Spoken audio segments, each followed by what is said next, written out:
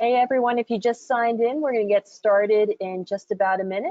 I have Herb Cogliano here. I think he has a great program for you. And we'll just give it another minute.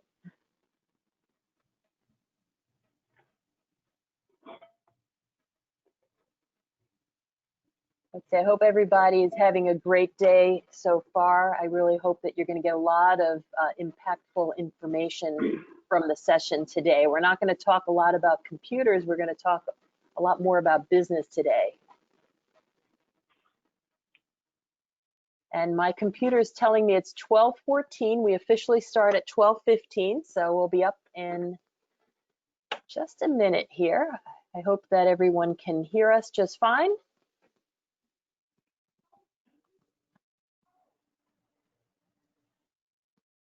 All right, and with that, my computer is saying it's 12:15, so we're going to get started. And I want to thank everybody for joining us today. These are challenging times for all. In the IT and cybersecurity space, my days are typically very full of change, interruptions, unexpected events.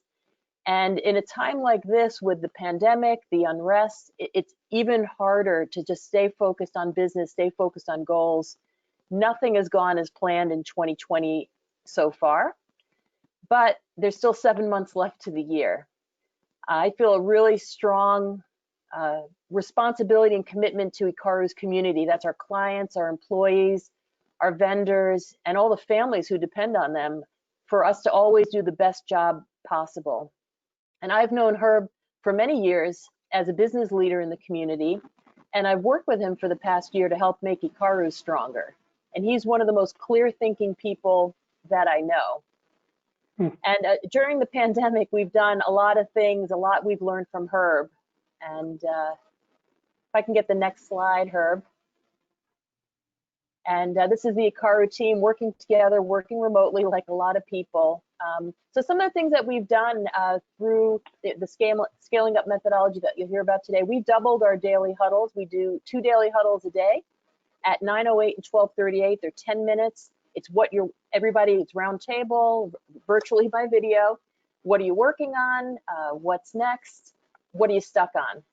And we religiously do our team meetings and same critical event reviews, department updates. We've worked on some of the guidance that we've gotten from Herb, trying to increase our communications with clients. This is our 4th webinar that we've done during this pandemic. We've done remote flex times. Always, trying to step up our game, do the best. And in the month of May, we did 200 hours of training, trying to sharpen our saw at Ikaru so we can help folks the best. And if I could just have the next slide. So whether you're an owner of your business, a manager, or an individual contributor, Herb's clear thinking and methodologies are really going to help you stay focused on being able to do your best. So if you're the lead person in your business setting strategy, or you're an individual contributor, your role, how it fits into the big picture makes a difference for all of your clients, all your employees, everybody that you work with in your community. Herb's going to talk about scaling up, which is the Verne Harnish methodology. A lot of you might just be thinking about survival right now. And I really strongly believe that now is the time to not lose sight of the big goals. Why are you doing what you're doing? How are you going to make an impact? And there's 7 months left to the year. There's a lot of time to really achieve what we've all set out to achieve for the year. So Herb's going to go through a lot of tools, a lot of details, and no matter what your role is in your organization, pay attention, because what he's going to show you in the next 40-45 minutes is how you achieve your goals. And with that, I'd like to formally introduce Herb. And if I could get good, I see the slide on the page. And Herb is the former CEO of Sullivan & Cogliano, and he has over 32 years of experience in business. And his firm provided technology staffing and career services to North America for over 53 years. Some of Herb's accomplishments: he was named to the Inc. 5000 fastest growing company list multiple times. That's a huge achievement. He's a multi-year recipient of the Boston and South Florida Business Journal Best Place to Work Awards. So he's achieving goals and making a great place to work. He also serves on the Carroll School of Management Board of Advisors. And now Herb is spearheading his own advisory practice based on the award-winning Scaling Up and Rockefeller Habit books. So as a certified scaling up coach and an experienced CEO who's actually done everything he talks about, he's learned firsthand what it takes to overcome business challenges. And I hope everybody gets a lot out of Herb's presentation today. And with that, I want to turn it over to Herb. Well, first of all, Ann, thank you very much. I'm so honored to be here with your wonderful registrants for this event. I think we all know that companies don't get built by one leader. It takes an incredible group of team members to make the success happen. And although we may not feel like we're scaling up right now, being in a pandemic, I think what we do need to consider is the things we can scale up.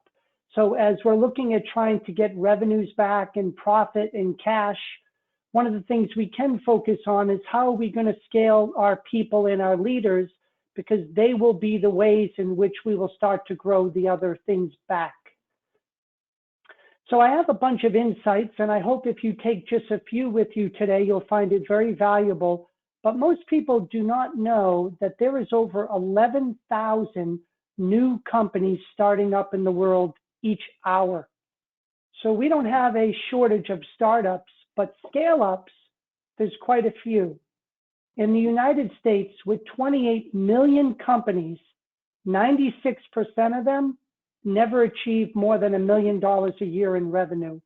But even more startling, only 0.4% ever make it over 10 million or more a year in sales, showing that growing your business in general is never an easy thing for all of us to do. But I can tell you that we can make it easier for us to do that. And this picture here depicts the struggle in the industry of transportation between the car and the horse and buggy.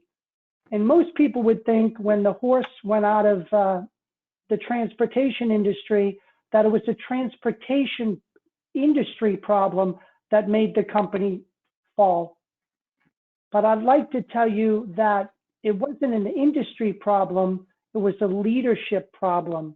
Because if the owners of the equine industry with transportation had pivoted to entertainment, they would now be part of a $300 billion industry. And how many companies are going through this right now, blaming an industry where we maybe need to look at different types of strategic pivots to get to the right places where revenue will flourish? So I want to begin by asking you, what is your biggest challenge right now in the pandemic that you're facing? And we're going to make sure we cover some of these things for you. Is it people? Is it strategy? Is it execution? Or is it cash? And if you wouldn't mind, in your chat, just write one of the four that you think is your biggest challenge. And Ann, if you wouldn't mind, share with me what you think the one or two top themes are. So I appreciate your participating. Okay, hopefully people can see that on there. All right, we'll give everybody just a second to post that in there. And I'm seeing, I think cash is, I guess, top of people's minds. Okay, great. What I've been seeing mostly is cash and strategy, and then people and execution, the third and fourth. So I don't know about you guys, but I've been doing quite a few puzzles as I've been home in the pandemic with my family. And when you begin a puzzle, how do you normally start? Do you take the corner pieces? Do you do the edge? Well, I don't know about you, but the way I start the puzzle is by looking at the cover on the box. And I find that when I have a vision on what I'm trying to create, it makes doing the puzzle that much easier. Well, we have a cover on the box in the form of our one-page strategic plan.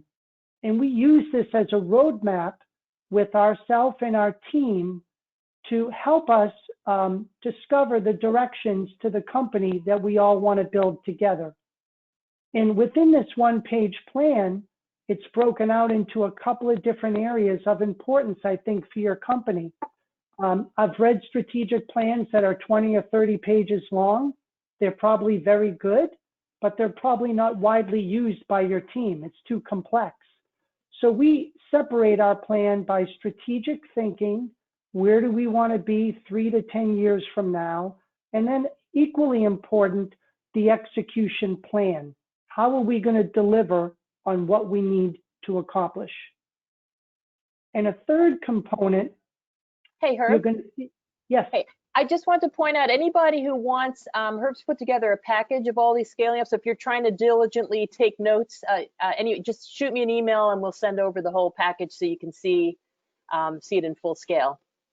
You know what, Ann, that's a wonderful point. We're also going to include a PDF of the slides as well, so you'll have that too. So thank you. When you look at this view of the one-page plan, I'd hope you'd agree, you could have a great strategy, but your people are really core to helping you execute on that strategy. And if you think of a top athlete, don't top athletes have very strong core? You think of the 3 things: they need a strong abdomen, a strong set of obliques, and a strong lower back. Well, think of your company that way too, except we have 3 core things that a company needs. They need strong core values, they need a strong core purpose, and you need a strong core competency, which are the inherent strengths that you leverage in your strategy to help your clients. So combining the core with your strategic thinking and a solid execution plan allows you to be set up with a roadmap for success. We also have 4 major decision areas that we need to get right in trying to rebound and reignite from what's going on with our teams right now. The first one is in the area of people. And when I say people, I don't mean just your employees. I'm talking about your clients, your suppliers, your strategic partners, and even your shareholders. And when your people are happy and engaged and productive, your chances of success go up dramatically. And that's a key area of decisions and tools that we help our clients with. The next thing is your strategy. A lot of people are having a problem with growing revenue and maintaining gross margin. So if your revenues are waning, which many of us are, we need to do a pivot with our strategy and update it in order to get that revenue going back in the right direction. Some of us may have been stable with our revenue and gross margin, but our execution is off. Nothing worse than having good revenue, but having to work 80 hours a week at half the net profit because of waste and inconsistency. And then lastly is cash. We know right now that cash is the oxygen of every business. And if we don't have enough of it, we're not going to be able to get to the rebound. And I know we all want to focus on that. So I'm going to go through some particular insights in each of the 4 areas and give you some actionable takeaways to do with your team. The first one is in the area of people. And when I talk people, I like to begin with a gentleman called Regis McKenna. He was the marketing mentor, not only to Verne Harnish, but specifically to Steve Jobs at Apple Computer. And Regis would tell all of us that if we don't have a marketing meeting, we should. Whether it's 15 minutes a week, an hour. Steve Jobs used to spend 3 hours a week. But it's the thing in my company that I have to humbly tell you, initially, I was very weak at. So you need to create a marketing effectiveness campaign to get to the right people for your people to sell to. But what's a simple thing that we can do to start? Regis would tell all of us that we should get a list, if we're a small company, of 25, and if we're a larger company, 250 relationships that we feel will influence our success right now through the crisis. Could it be a social blogger that's important to my brand reputation? Could it be a regulator, which is important to keep me in good standing? Could it be a key client that I want to retain or maybe grow a relationship with? Or could it be a key account list of my top 25 prospects that I know are ideal for me to get my company on track? But whatever it is, you need to sit down with your team when you're done and plot out those 25 relationships and have a marketing plan to influence your connection with them in order to help you navigate right now. A second people tip is that some of us have all worked very hard to gain some really good current clients, and yet we're scratching our head saying, how do we get more of them? Well, one of the simple things we do is something called the buyer's story, where you call up some of your top clients that you enjoy working with, and you ask them 3 simple questions. Number 1, take me back to when you first were looking for my type of service or solution, and tell me what was happening. What were you feeling? What was your business experience? If it's medicine or a consumer, what type of illness or whatever made you search us out?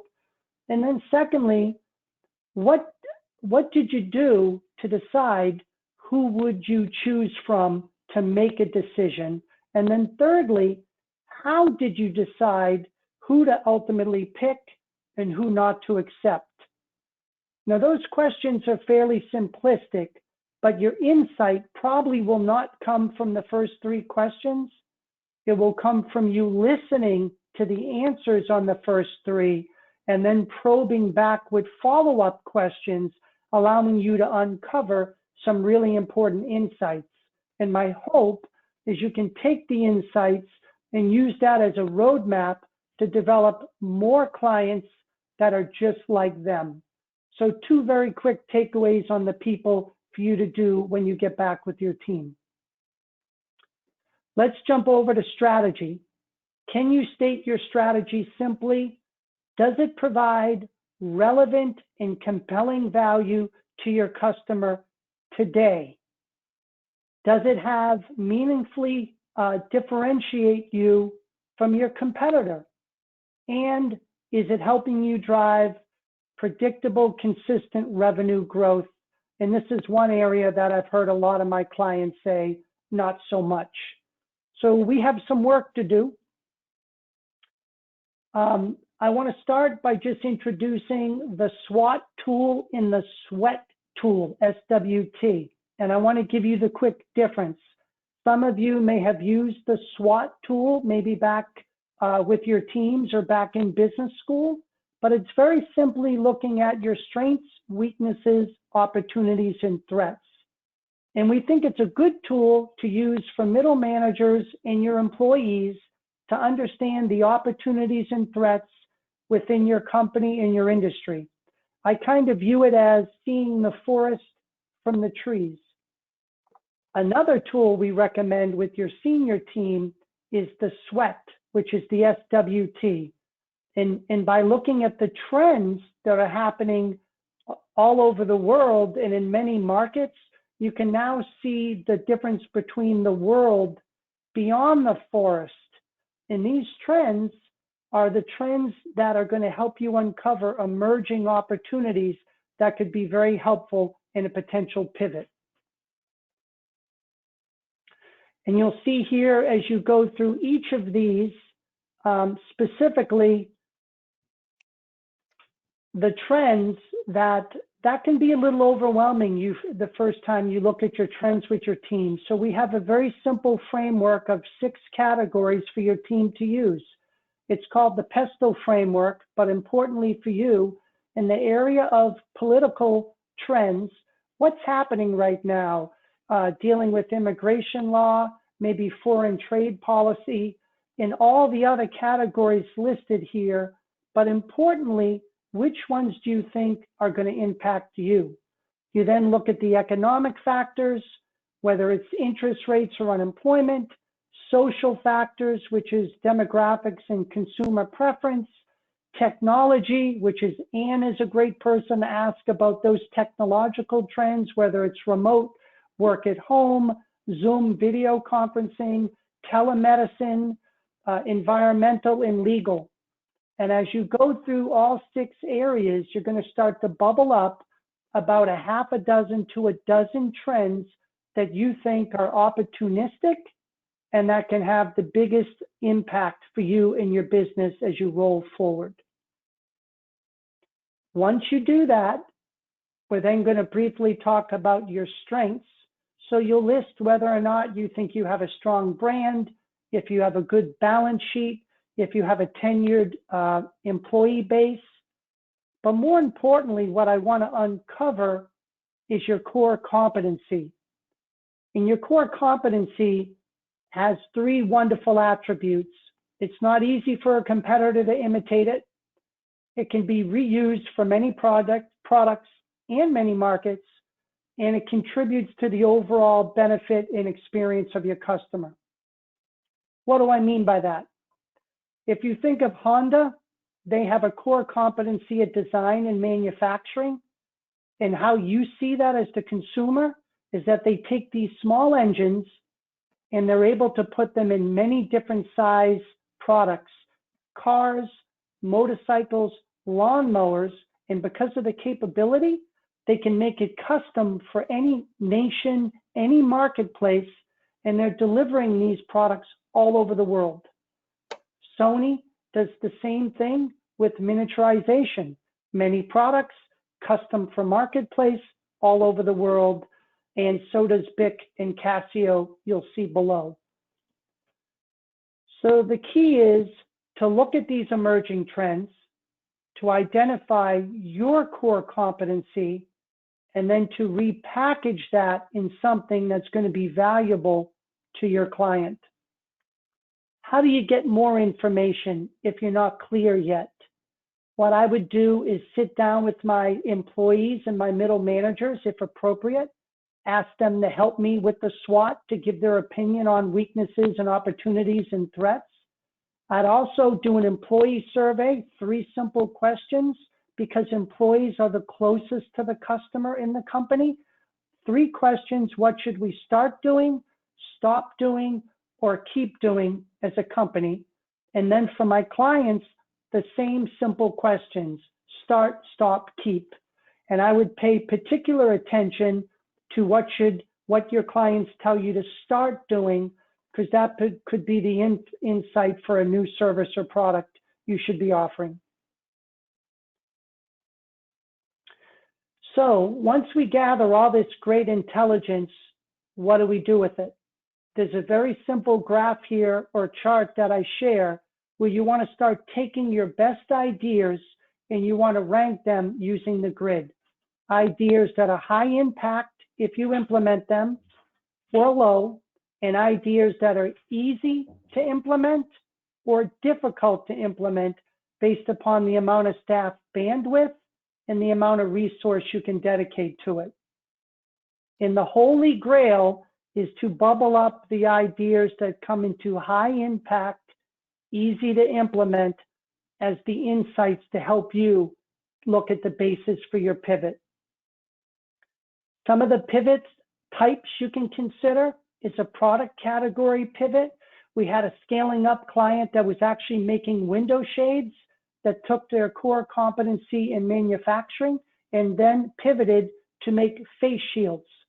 We had another client that's a business model pivot where they were doing 100% on-site doctor appointments, and they're pivoting to have a major portion of their practice revenue now start to do telemedicine.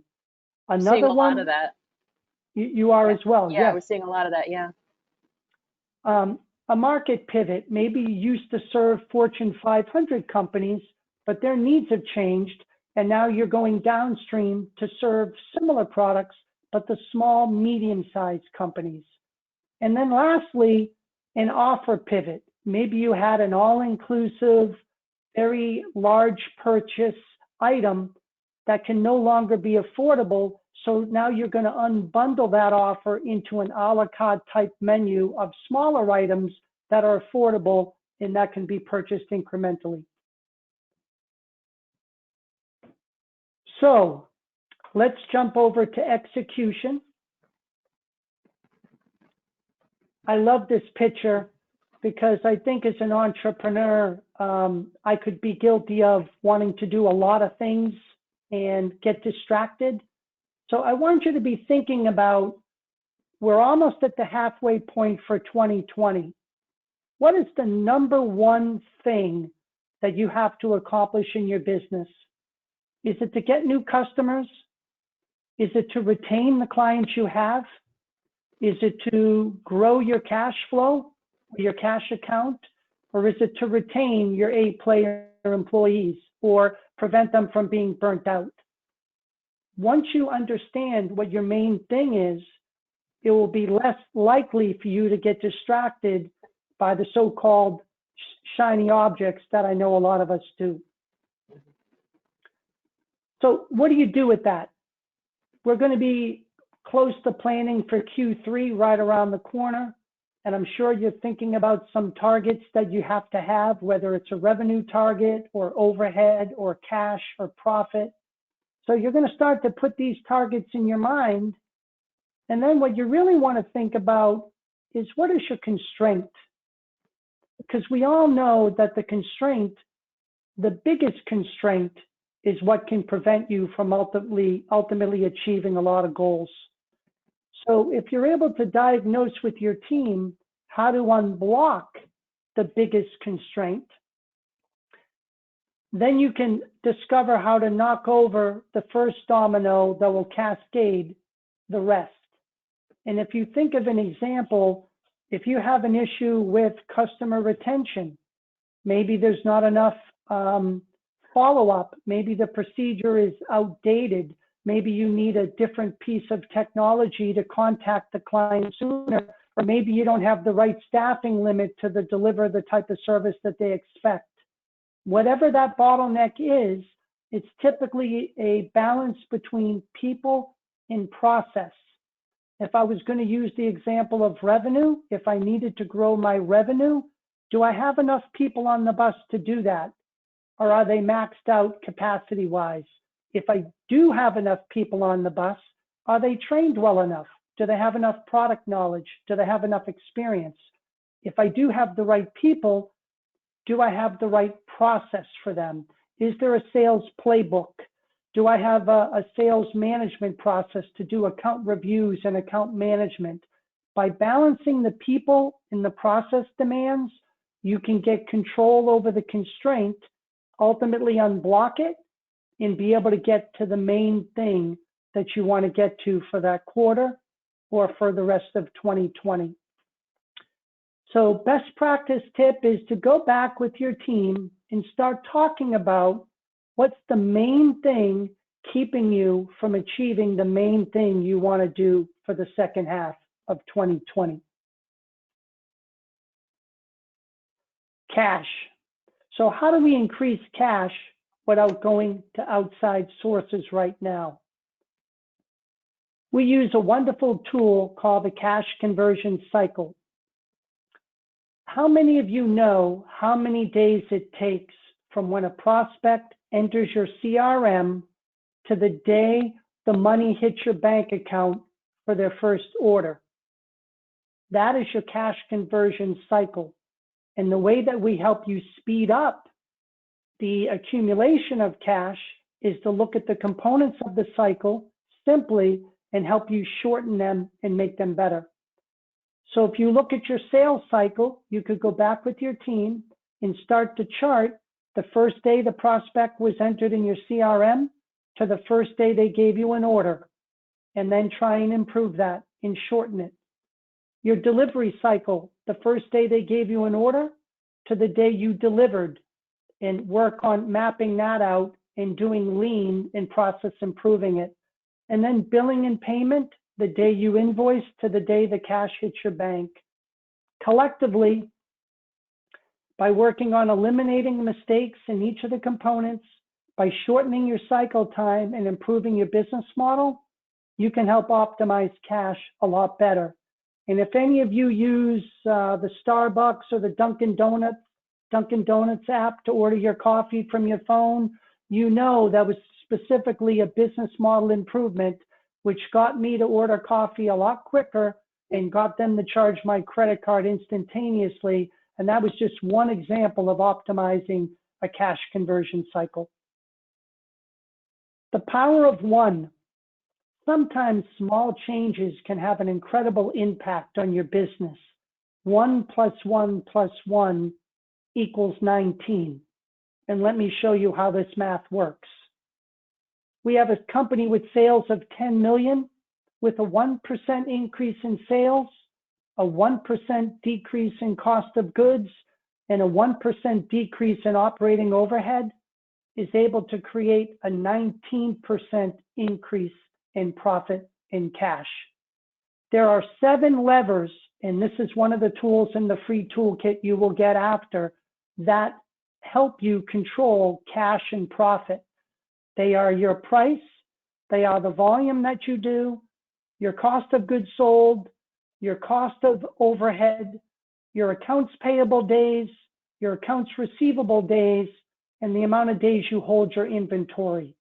Any one of those 7 done in any particular order of 1% or more can have an incremental and sometimes dramatic impact on the cash in your company. Pricing. Pricing is a strategy for cash and profit that a lot of companies don't touch. And I think it's widely underused. Not only price and volume, but why not both? So when you look at price positioning, look at Apple. They don't discount. You're going to buy an iPhone for 800 and something bucks, very expensive.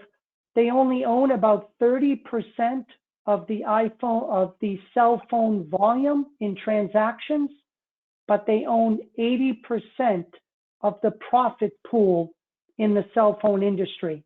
It takes courage and a strong brand, but they don't discount. Multi-pricing. Most of us charge one price everywhere for the same product. Have you ever considered different prices in different settings? Some industries you may be regulated, I understand, but for the ones that are not, have you ever paid a different price for a bottle of water at a Costco, at a gas station, and then at an airport? And I know I have, and I think you'll understand the opportunity there. American Airlines, Amazon are all examples of dynamic pricing. They've leveraged technology and algorithms to moderate the pricing instantly 24/7 for all their customers. How many of us have technology to leverage that in our business right now? Range pricing, good, better, best. If you have a preferred offering, normally in the middle, you anchor it with a lower price and then a higher price alternative.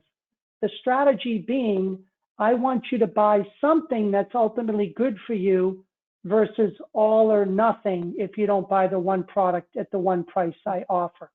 So take a look at range pricing as an option for strategy.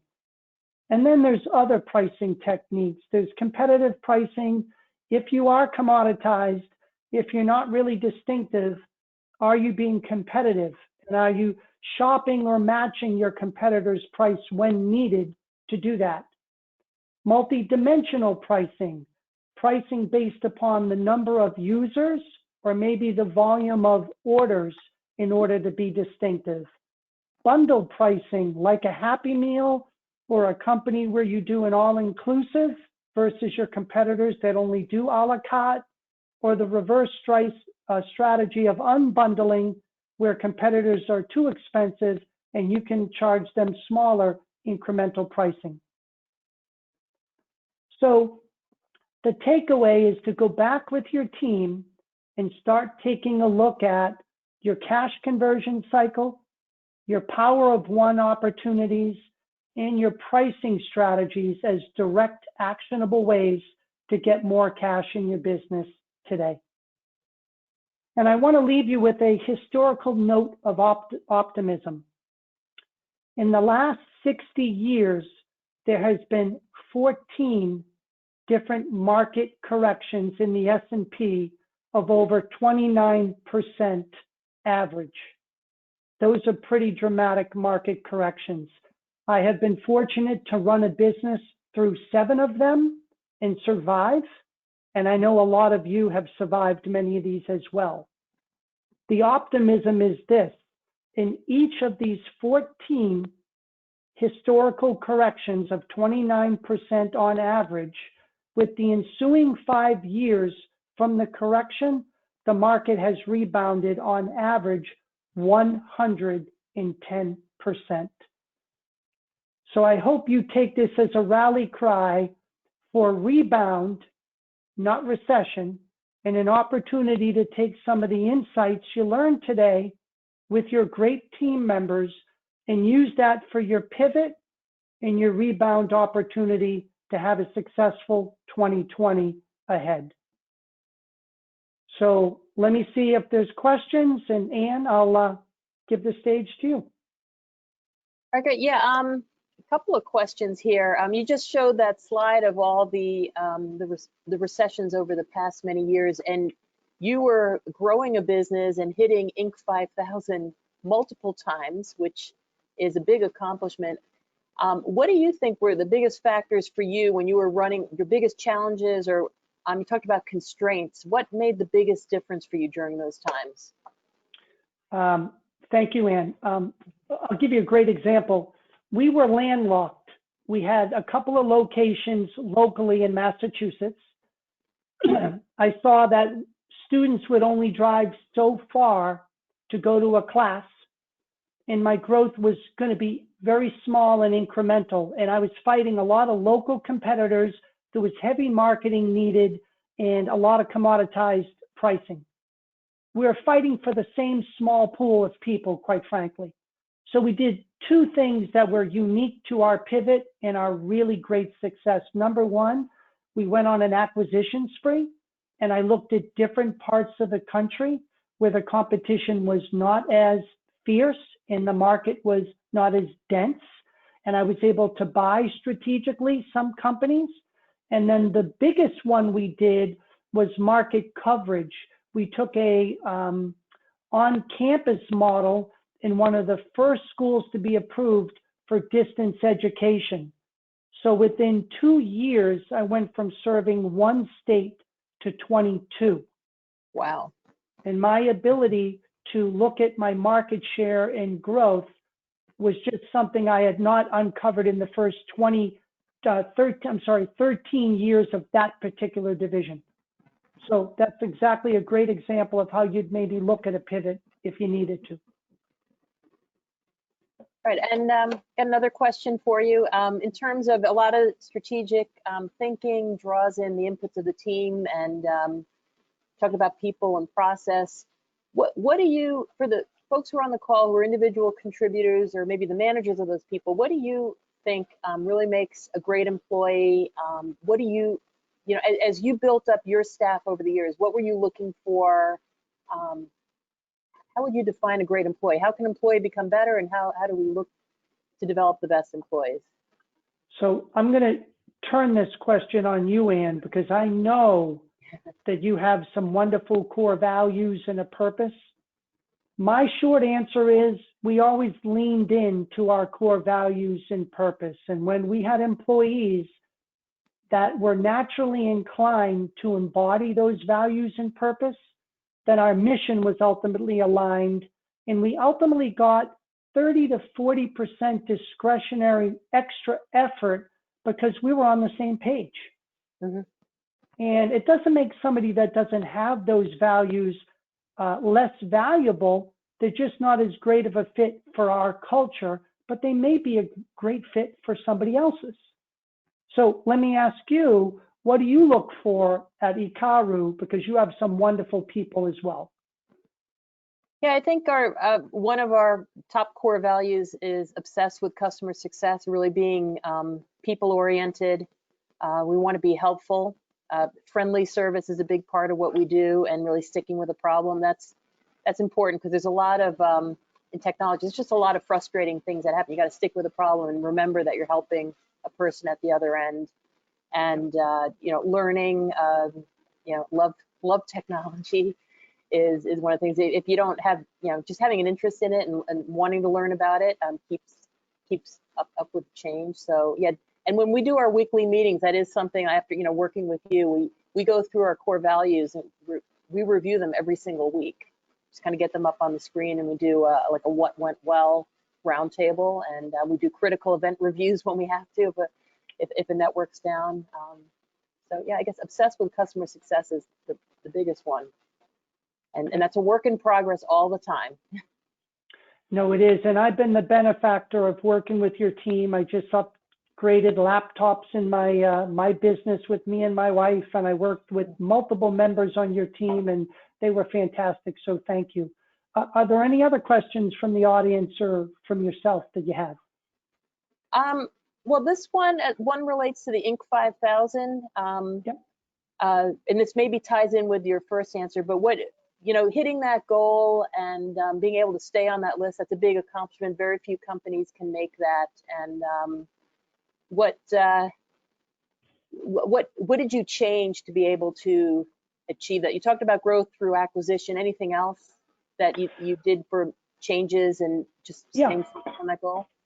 Yeah, so it's normally not one thing. It's normally a combination of things. If you remember Jim Collins talking about the flywheel, you have this big boulder of a company and it's hard to move it and push it, but then you get some leverage and it starts to roll slow, then pick up steam, and next thing you know, boom, it's moving.